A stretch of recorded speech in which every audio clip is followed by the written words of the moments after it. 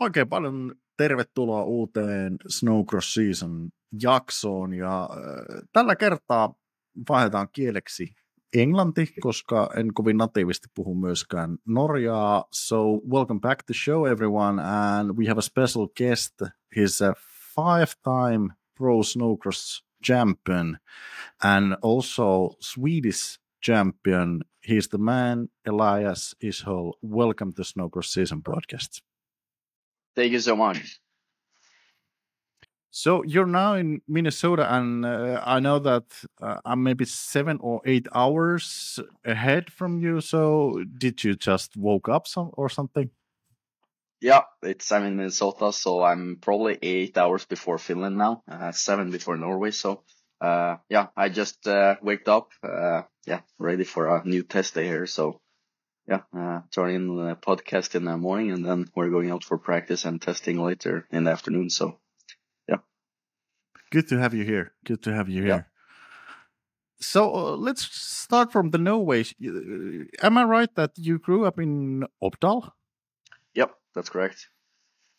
And that place is very beautiful place. There's nature, there's snow, and endless opportunities on adventures and that kind of stuff. So what was your childhood like? When did you get the love for snowmobiling? My childhood, we were a family that was doing everything. I did all kind of sports, did big ski resort in our hometown. That's kind of what we're famous for, and like why we have so much vacation places, and like it's a tourism place that people comes to. So it's a lot because of the ski. So I was skiing in my whole childhood, and but at the same time, we had a practice track outside my dad's, or where I grew up, my dad's and mama house facility there. So because he made that track when he was racing in the 80s. So since the 80s, they have always been riding sleds outside my mom and dad's house where they had the practice track there. So I kind of grew up seeing the groomer went up there, and after school, my brother got a 120, and he put me in front of him, and that's how it had been since. And every day I came home from school, they were starting to groom the tracks. I jumped in the groomer with him, and then I went home, was eating when other people was eating, and then we went to practice. So yeah, that's how my life is still going. Actually, that's your normal day. yeah. Right now. So, was it hard to make the decision with the skiing and snowmobiling? No? Not really. It wasn't like the hardest part was that in Norway and probably Finland and Sweden at that time as well, you couldn't start compete before the year you turned 12. So I was riding like a lot, like not too much on the track when I was a kid. Of course, I was just playing in the arts and stuff or in the field. But when I started riding at the track normally, like from I was 8 years old, all the other people went to races. So it was like the weekend was usually off and all that. So then I was in the ski hill with my friends instead of being at the track for myself. But that was probably the hardest part, and I could see the hardest part about the sport too. It was that when you're from your 8 to wait until you're 11 or 12 to race, that was kind of the hardest thing. But all my friends that was older than me, I went sometimes with them to watch them race, and of course that was just what I wanted. And right away when I turned the year I was gonna turn 12 there, ever since I feel I've been at the racetrack every weekend since. So in the summer and the winter. So what was your first sled when you were 12 or 13? I raced a Lynx 550 air coolant. So yeah. You're almost in the same place right now. Yeah, almost in the same. Yeah. Yeah. So I felt funny thing. Yeah. I felt I raced the 550 air coolant in Turkey a couple of weeks ago. Okay. Since it was so warm and high altitude, I was like, this probably my 550 back home is probably faster than this. Nice. Yeah. So, how did you start your snowcross career when you was 12 or 13 or something? Yeah, the first year when I was 11 that year, or when I was turning 12, that was when it was legal. So then I usually did most Norwegian or won one in Norwegian championship, and then just regional races, and just it was quite a lot races around where I live, just around 2 hours. It was probably like 5, 6 races, so it was pretty calm that year. But the next year, then I did all the Swedish Championship and Arctic Cup and all those races. So 2014, you win the Swedish Championship. So is that the most memorable moment on your career, maybe? Yeah, I think so. That Swedish Championship in Alspin, that was my first year in pro stock or pro light, what it's called now. In because I moved up from 14, 16 when I was 550 air coolant in junior class. I got applied to Norway, the federation, to move up, and the same in Sweden to move up 1 year before you could. So I moved up when I was 15 there, and yeah, I won that Swedish Championship, and that's funny story. That's where the Skidoo race department guy were. So he watched me, and after that race, that's when I got asked if I wanted to come and race for or come over and try to race for Warnet Racing, and then that's how the story started. Amazing, amazing Yeah. thing that he was there, because Yeah. I don't know, is there any official scouts or something in United States or in Nordic countries? Do you know any? Are kind of the ones that works with the racers. They know, they always ask me like, who should I watch for? And I always watch races over there and see results and all that stuff. So, yeah, in one way it is. And, like that Seabass that was, or Sam either, he was actually over for a meeting, and like the timing was right for him to go over to, Finland at the time where it was a big race over there. So he could go to Finland for meetings, probably with, Mika and Jani and or all those guys in Finland. So he worked to Rovaniemi, and then he went down to Alspin and watched the Swedish Championship. And he said I met him and everything, but I don't remember it, so I felt bad for it. But yeah. So let's back up a little bit, and I'm curious to know that how was your junior years? How much did you train, or did you have some kind of program or something? There's a lots of junior listeners here, so they are curious to know that. Yeah, no, they were really good. That's probably like every time I go out for a race now, it's like kind of remember, like I'm trying to remember how fun it was at those years. Like just everything was just a blast. Just hanging out with my friends, just racing, and just like trying to go as fast as possible. And yeah, it was just the best time ever. And sometimes when I'm like going out to the starting line now, I'm like trying to remember staying at the starting line at one of the towns around where I live, just small towns, like, or remember you're just at that line, just like to remember all the people, and just like to go back and like the memories, how good it felt then. But to have that feeling now, because that's why I still kind of do it, because it's the best thing. And like to just get that smile on your face because you're doing it with your friends, and just, yeah, cheering on and hanging out with everyone. When did you notice that this could be possible to have a full career in snowcross? Or did you have a dream when you was a kid that I'm gonna ride in the States or something? It's funny because I really never followed the sport that much. I was just like, I knew kind of the next step always. Like every time I was kind of like, my dream was to be the best in the world, to be the fastest, Yeah. fastest on possible on a sled. But it was so far to dream from, like coming from a small town in Norway to even think about America. I didn't even know like anything about it or stuff. So I was like, I just saw the sport overseas that, and that at that time, Peter Norsa was the young upcoming kid, and he was super fast on the links. I'm like, yeah, I'm gonna be that fast, and like be that fast, and like, yeah, just watch and it was super cool. So I was just in the juniors. I was just trying to win, of course, and then to do as good as possible. And then next year, just I wanted to win the Swedish Championship, and all of a sudden so from me going from juniors in just Norway to come here to the States, it was just 1.5 year. It was so fast. So I almost didn't have time to dream because everything went so fast. In those years. Since I did juniors and then I moved up to pro light, pro stock in 2014 there, and won the Norwegian championship in pro stock and then second in pro or mod, and then won the Swedish championship. So it was a really good first year in pro stock and pro light, and then since then I haven't raced a Norwegian championship or a Swedish championship. I've been here in America doing the snowcross series. So been here for 10 years, 11 season now. So I've been going super fast.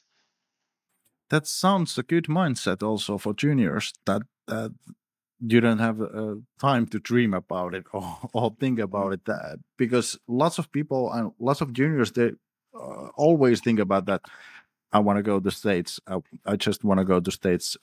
What should I do that I could go to States? But your mindset, I think, could be correct me if I'm wrong, but your mindset could be that I just want to be the best. I don't mind anything around it. For sure. And just focus on what you need to focus on. And it's, of course, it's good to have a dream, but the dreams can kind of destroy what you're actually trying to be too. And in one way, I was really lucky in the way I got the opportunity to be here, but it was, since he saw me and everything too. So I think a lot of people around me at that time was like, oh, okay, somebody's going to come and pick me up, because it kind of how it happened with me and everything was, just fit really well. So I feel it almost destroyed a little bit a couple other opportunities, because they were kind of almost sitting at home like, okay, when is it going to happen with me? But I'm really happy it happened with me, of course, and everything worked out really good.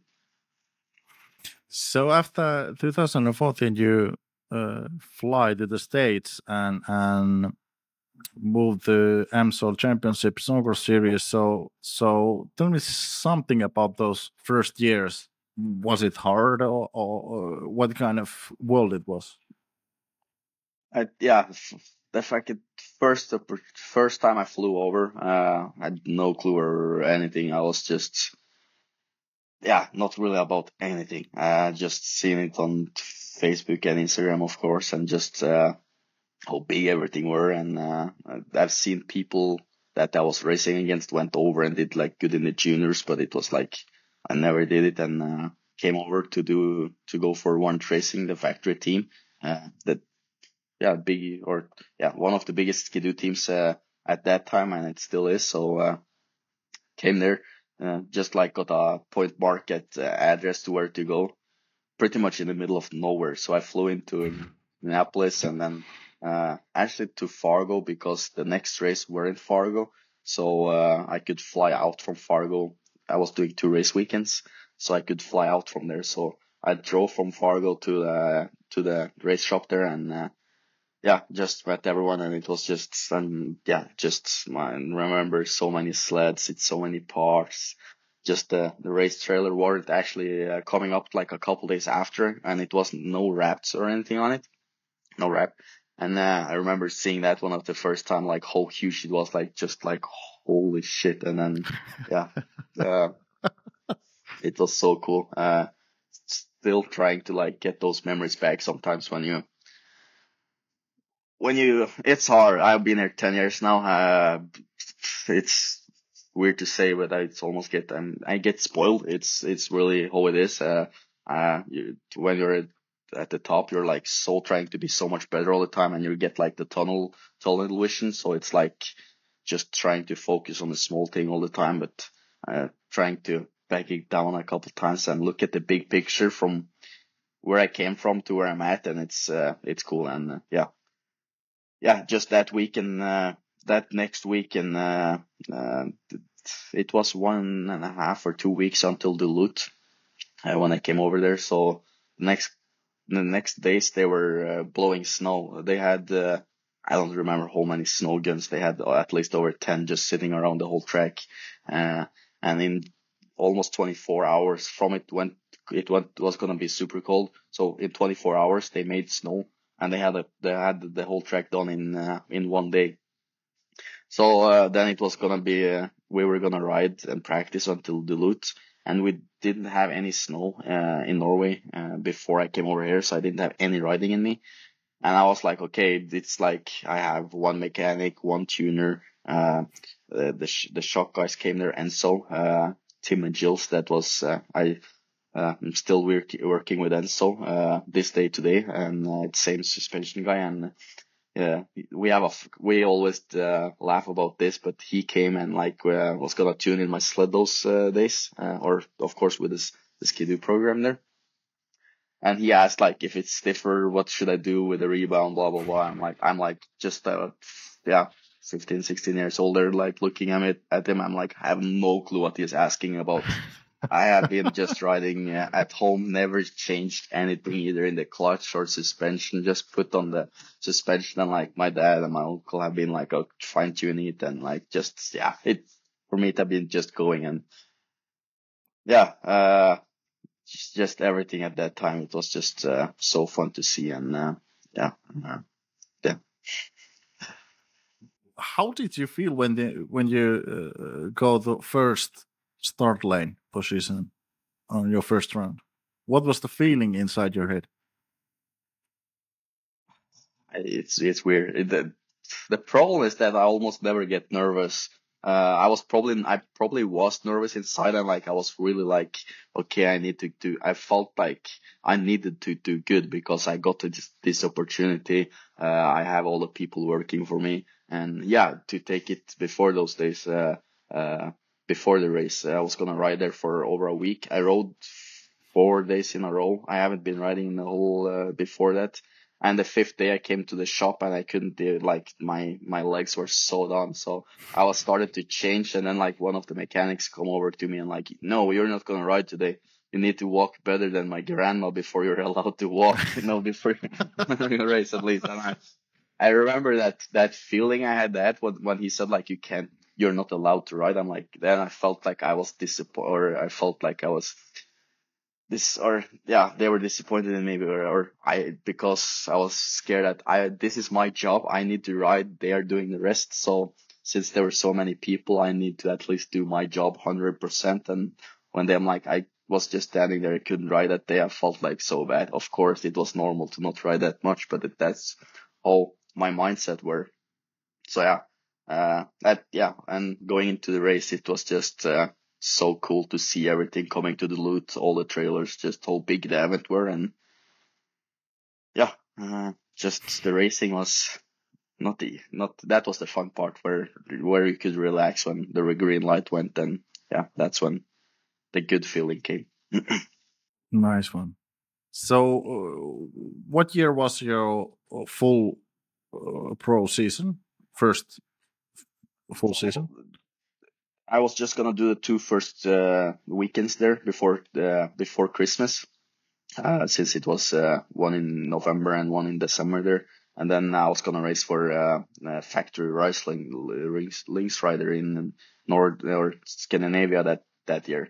But I won that first day in Duluth, and then I won the last day in Fargo. So I won 2 out of those 4 races. I was actually leading the championship going into Christmas. So, or just after Duluth there, it was a hectic time with for my mom and dad, because they came with me, and they got contracts for the team, and like, yeah, it's kind of funny. The first contract I got was from Warren Racing there, and it would have been until last year because it was on 10 seasons. So I didn't sign that one, but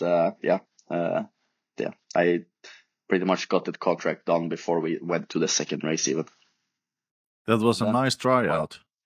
So yeah, that was my first time, and then we just went home for Christmas. Was supposed to be at home that winter, but I went back to my school and told them, I need to be off for 3 more months. So yeah, then we just went home and worked, and came back after Christmas. Did you get the school done? No. Yeah, I actually got the school done since I lived in or my school is athletic school, you can say. They are having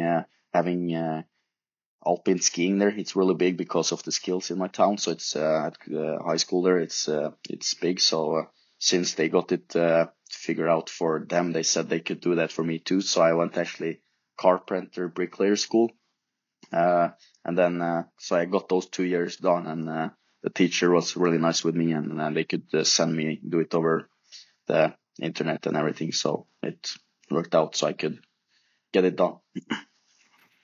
So in these days, you have 5 pro class championships in a row, and I have to say that's a domination.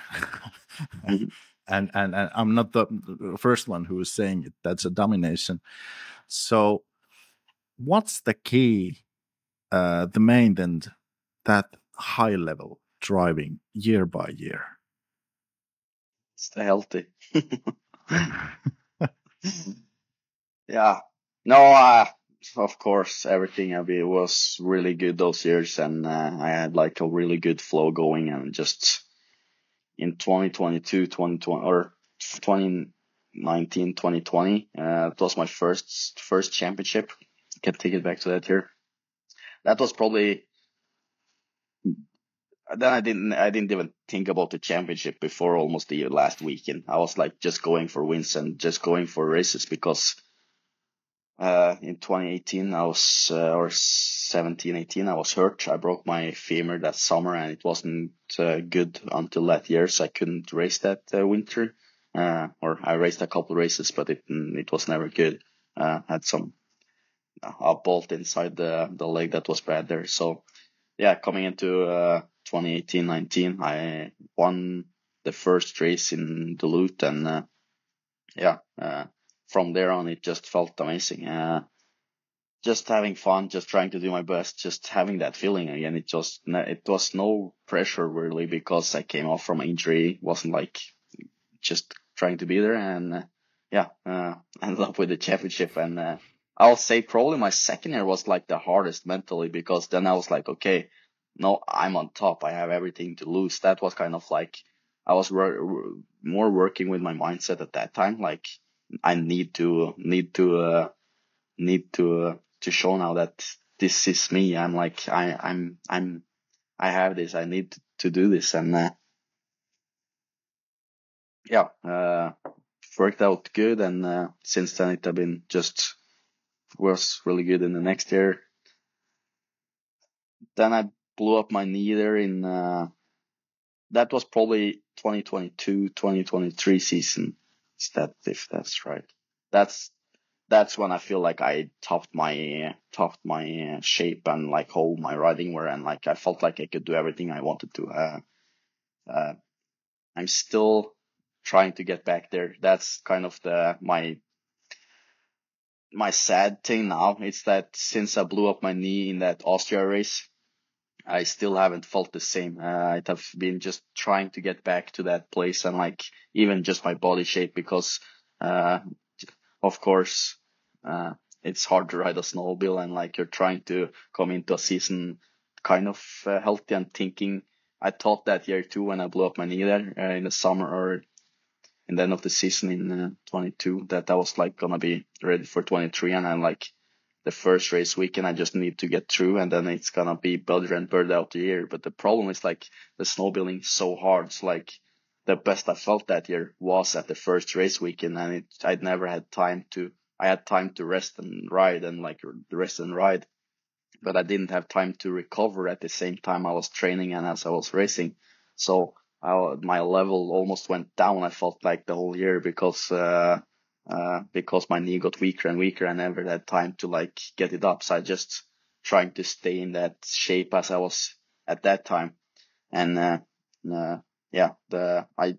got the championship done, and was really really hard, but at the same time it was amazing, and felt I could bring a lot I learned a lot that year too, because I was riding in a hurt way, you can say, on one leg, and I could like, I've been always that hard pacing guy. Like I was just crashing into stuff and like just riding super hard, but I was starting to ride more smooth and like more calm, because that's how I needed to ride to get my body through the whole season, and just didn't need to go full mode all the time. And uh, uh, as a win is if you get the checkers first. And I was like, before that, I was like, I wanted to win with, if I could win with 15 seconds instead of 10 seconds lead, that was like a win for me.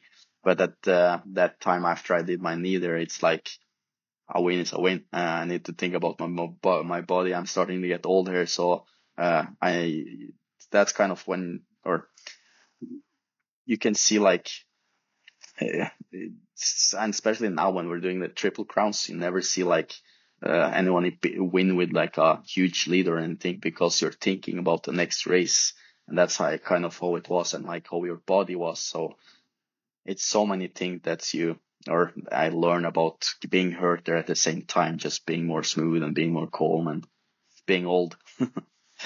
And that's You're kind of not the that same. old. Yeah, I know. Just feel like it. Yeah.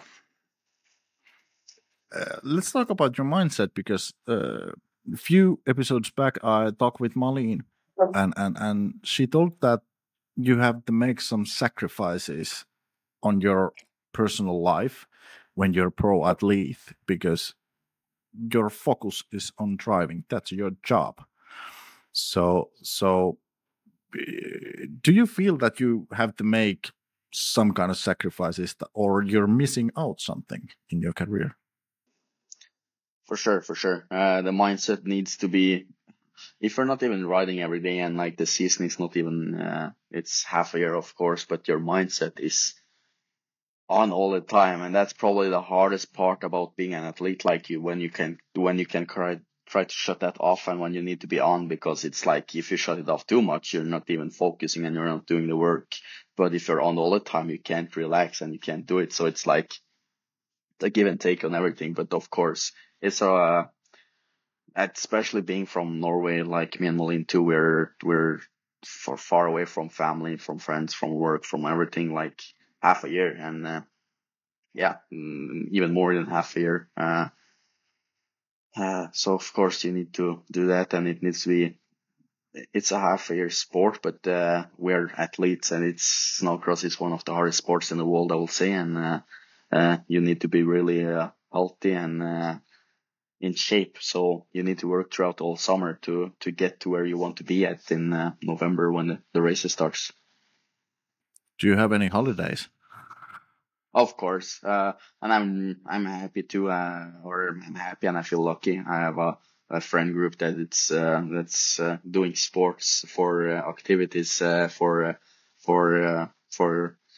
fun and for what they're liking to. So when we usually go to Italia during the summer with my friend group there, and then I feel I'm at work, you can say, because I've told them we could stay out there and down there the whole summer. This is like working for me, because we're biking or doing something at the day, and we're climbing at night, and then we're doing stuff. So it's like a boot camp almost, and that's what they like to do and what I like to do. So it's like, if you go on a vacation, but I always joke with them, and I could say, this is work for me, so we should have just lived down here. And they're like, yeah, we need to go back and work now. We actually take time off from work for doing this. So yeah. Because I think it's social media's fault, or something that people can think about. It's like you said a few minutes back, that it's only the highlights when you're at the highest level. We can see actually only the highlights. We don't see your daily life or the feelings inside the helmet. So that's a different thing. So that's why I'm very curious. What's in your week plan? Is it just riding, or what kind of days you got? Yeah, I think a lot of stuff is hiding behind the camera, Yeah. of course, and it's easy to see on how good everything looks at social media, and and everything. It's just you get the good look out of everything, and just the fun part about that and everything. Everyone is trying to look cool and fancy and happy and all that stuff at the social media stuff. And where's my point going? I can show you. I can send you a picture of how my track is gonna look today, and you'll be like in shock. And that's all real life is sometimes, and you never see that at social media. But of course, I feel people is getting better at it. It's more and more out there, and like my team that I'm on now too, that we're trying to share way more and just like be open. And I'm like, I have been going through so much, and I feel before I always had like the bad answers where, oh, how is your day going to be? And like, I'm trying to do my best. I'm trying to have fun, and like just like being so professional, because you never want anyone to talk or to get the bad looks at you, or like, because it's always two sides about the thing. It's like, it's just look at the sport, what Creighton and Anson Shield and Drew Freeland did now on the Skidoo website there, where they post about the Pro Light Championship stuff that they were filming the Pro Light guys, and Creighton they asked him about Drew Freeland, and he's like, who is that? And when he's like his biggest competitor, and then Anson Shield like, yeah, he suck and like all that stuff. It's just, that's what we need to get more out of the sport, and just that drama around the thing. It's just, when I posted the other day when we were at the RXer, when Cody wrote into me, I posted when I did a post like bad week, and then I felt it was unnecessary for him to kind of take me out for last place when we were one lap down, and then everyone thought I was like super mad and make a lot of drama around that. But it's like, I'm like getting more sure, and like just it needs to be better for the sport. And it just like, he have had fights with Jacob York and Riley Bester the whole year, and I haven't had fight with him for years, I feel like, and I just wanted to make some fun, and then everyone thinks it's a big drama thing, but it's that's what we need more for the sport. And like, yeah, look at Supercross, Hayden Deegan and Julian Bumir this weekend when he slapping him in the face after a race, and we need some more of that to get outside looking at our sport, I feel like. So we can see from the YouTube videos that you're super focused, and your mindset is really curious. When I saw was it the last video or a few weeks ago, that when you try to make the bar with your mechanics and stuff and try to fit the hand on it, and you said something that it's 100% on or it's nothing. You ain't gonna drive if you can't drive fast. So is that your mentality for the competitions? Yeah, that was of course for the going for the championship, because I couldn't race in Walcourt. So at that point, when we came to New York, I flew home to Norway, had like physiotherapy and like worked on my thumb. But so I had the pin going from here into my bone when I broke that one. So my thumb got stuck since it was in here. So I couldn't move my thumb. So it was more like, I knew that time that I needed to start beating everyone again to be in the championship, because I already lost 1 week and I can't lose 2 because it's too much points. So it was either I could be out there and do really good, or it was no point. It was just a risk about taking my arm, and yeah. So it was, we tried, but it didn't work with the screw in there. But I think that's very honest, because I like it. When I saw it, I like it that you're honest to yourself. It's either 100% or it's nothing, because it's your health and your hand. For sure. And yeah, I always say I'm like going to try and like race and everything, and I'm trying to have fun, of course, and all that stuff. But it's for me, it's everything about when I'm having fun and all that stuff is when I'm feeling good and when I'm like when I'm winning races. That's what it's for. Yeah. So we were talking about the fun stuff also a few minutes ago, but let's talk about the setbacks and the comebacks. I remember that your knee injury was in Austria because I was there also, and how about that bigger crash? Was it a year ago or last year or a few years ago? Yeah, last year it was Yeah. end of January last year, so 28th January last year. Yeah. Any thoughts about that? Yeah, it was a good one. It's kind of weird. It went, of course, everyone thought I was dead there, blah, blah, blah, and everyone had probably seen it. Broke 7 vertebrae, 10 ribs or something. I broke my elbow, my femur, my collarbone. Just everything was pretty gnarly there, and punctured my liver. Ripped through my whatever. Yeah, it was really gnarly the next couple weeks there. It was, or the first week was really gnarly. I was in the hospital, but everything went pretty good, I need to say, fast. I got home after a week here to Minnesota. I stayed there for 6 or 7 more weeks because I couldn't fly because I punctured my lung. Was just hanging out with the team, just screwing the track, training the kids, and just having a good time. Went to the races, and I could walk around on crutches and be normal. I felt like it was painful because my ribs and my vertebrae, so I was really struggling to sit down and like lay down to like relax.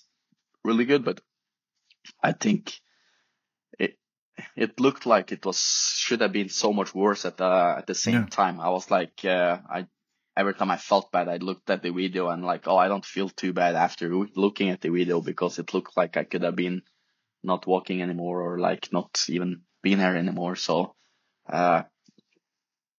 throughout the winter, the next 2 months after it, everything went so steep. And in May, I feel like I hit not a hole, or April, I feel like I hit a hole.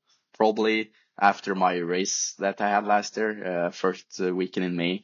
I pretty much didn't get any more up, or it was just staying the same. I couldn't walk pretty straight. I was like struggling. I was like, my body didn't get anything better. Like, did everything I could, like training, but it was like one day better, 2 days worse, like just up and down all the time. Yeah. So it took a long time, the whole summer, to get better. But when I started riding dirt bike, I was just playing around at home one time. I was just taking them out and I'm asking my physio, like, can I try to ride some? And he's like, yeah, we're at that point. We need to do something, like figure out something, because we're struggling so bad to like get better, because my body was weird. It was so many pieces that was bad, of course. Yeah. And when I started riding my dirt bike, that was when kind of everything turned around. It just worked better. So I was almost trying to break myself and figure out what was gonna break, because I was struggling so bad with my hip and my knee, and my nerves in the back there. So all of a sudden it worked out really good, and just better and better throughout late in the summer. And all of a sudden we were in October, November, and we were here again, and new season. That sounds amazing, because 2 years ago I got almost the same kind of crash when I was training, and I hurt my back, 6 of my ribs, and my leg, and stuff, and my lungs also, and I was off like first month, and after 3 months I was like, fine, okay, I can ride a bike or something, I can try, and then I can feel that pain actually, and I can feel it every morning because I'm that much older than you, so I'm an old guy. So, how was the comeback in your mind, and was it hard to go back to track and have races, and did you got any pressure to have a comeback? Not really. I've said that before in interviews. I'm like asking myself why I should come back. I won 5 years in a row there. Was leading, and then I had that crash, and would have been a good time to be off and like just okay, stop doing this. But of course, it's the only thing I've done and the only thing I want to do, of course. And yeah, I just love it so much that I wanted to come back, and it's so good feeling when you do good and like it's the best thing ever. And yeah, my comeback was the best thing ever. Won the Dominator the first day and won the next day. So yeah, miss that feeling. I can imagine that. Yeah. So, what happens next? Let's talk about this season and you're on World Championship series right now. Are you going to Sweden? If you Yep. okay. First of all, I'm very curious. What do you think about Turkey? To be honest, I'm really surprised and how everything were because I heard just to just see it was a snowcross race in Turkey a couple years. It was gonna be up in Turkey. I was like, whoa, what? Like, why? Like, do they have snow? Do they have sleds? Do they have riders down there? Like, why is this sport going that direction? And like, just all that stuff. But to take that in mind and like what I heard about last year and like the track was the best. They didn't know what to do, like blah blah blah. I'm like,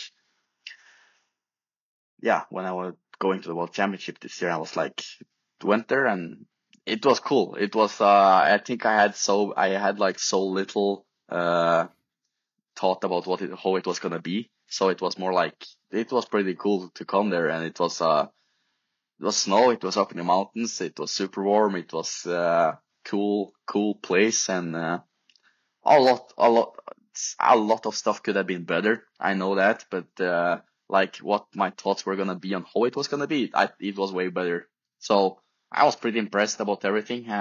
If the track would have been better, and I think it's easy to make the track better if they just know how to do it.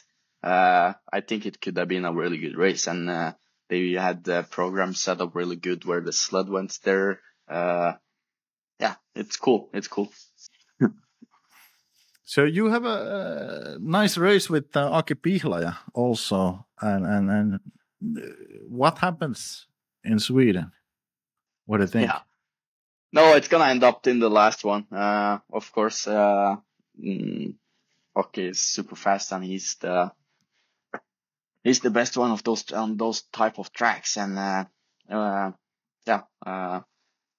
full respect for Aki. I've been on a teammate with him, team with him for boss racing for 2-3 years there, and really good time. And yeah, it's good. He told me that you're the fastest guy in the planet right now.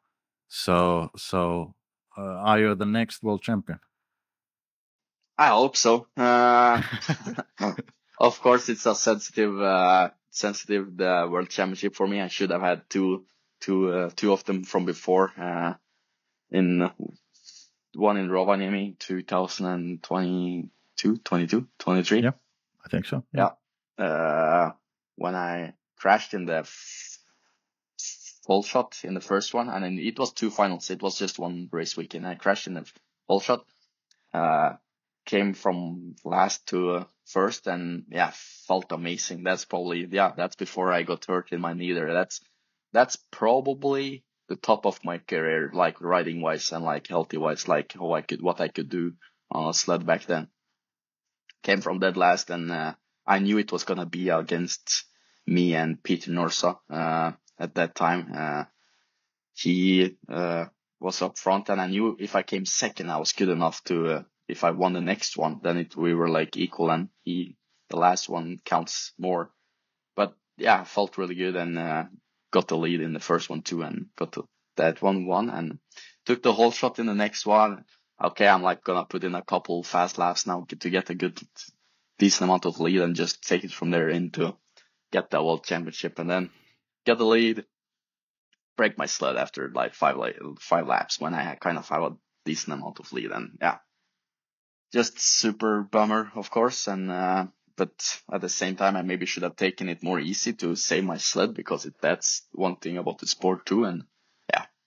And then in Kirkenes, the year after or whatever, I won the first one, past Aki for the lead, past Aki and Petter, I think, actually. And then, yeah, second one, I have a 10-second lead and like 3-4 laps before the finish. And yeah, lappers and just everything. And then, yeah, just fell over and yeah, lose another championship. So it's dumb, of course. And yeah, this year went to so yeah, my opportunity this year was to go to the World Championship, because I couldn't race all the races here because I got hurt. So I asked Skidoo for permission to go to the World Championship and my team and everything. Like, okay, I can go for another championship, or I can stay here and do all the races here, or I can skip one race here to go to Turkey and then go for a World Championship title. So we flew over to do Finland. Felt good, won that one. And then we flew back here, and then we needed to race ERX. Then we needed to take the decision to skip one here or to go for the World Championship, and that's when we took the decision to go to Turkey. Won my first final there past Aki, and then the second one was funny. I couldn't even start my sled on the starting line because my start puller melted in the first hit. So we tried to fix it, but so my start puller didn't work. So I needed to start my sled on the clutch with a wrap with my mechanic before we were lining up. So even just going to the line, my sled it was almost 25 Celsius, either 80 Fahrenheit, almost 79. Yeah. It was super hot. So my sled was just, I felt that it was almost on fire. So when the green light went, I just remember my sled just, but the inside corner was so much better to line up on the inside. So Aki took the whole shot, and then I could just be behind him and like follow him on the inside. So I actually got out second, and that time I was really happy. I didn't need to go through a lot of people because at that time in my mind I was like, okay, I can lose the championship right now, but I can't win the championship right now. So of course I lost some points to Aki, but I could have been losing way more, and it could have been over, because if I would have crashed or if I would have fallen off my sled, I would have needed to start my sled on the clutch again. I had a rope with me in my jacket, but it would have taken a lot of long time and everything. So it was more like, okay, I tried to pass him a couple times, but I was like, didn't have a good passing, and it was really, really sketchy because it was so tiny track. So I was like, okay, let this one go and be smart. I wouldn't have done that a couple years ago. Then I would have either passed him and won, or I would have crashed and wouldn't have had points now. So you can't have that attitude anymore. That let's get this over it and let's let Aki go. He's an older guy, so he can go. Yeah.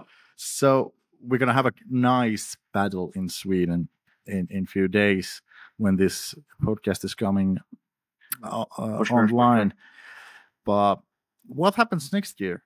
Can you tell us something? What are your plans?